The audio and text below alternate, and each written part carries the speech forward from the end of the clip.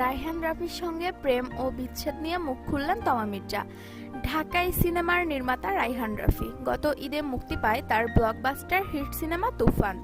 রাফির সঙ্গে চিত্রনায়িকা তমা মির্জার সঙ্গে প্রেমের গুঞ্জন চলছে বেশ অনেকটা সময় ধরেই, এমনকি তাদের বিয়ে নিয়েও কথা শোনা গেছে। মাঝে মাঝে আবার সেই গুঞ্জন কিছুটা আড়ালো হয়। এখন আবার শোনা যাচ্ছে তমার সঙ্গে সম্পর্কের অবনতি হয়েছে এই নির্মাতার। প্রেম বিচ্ছেদ নিয়ে ভারতীয় সংবাদ মাধ্যমে কথা বলেছেন তমা মির্জা। রায়হান রাফির সঙ্গে কি আসলেই প্রেম ছিল তমার?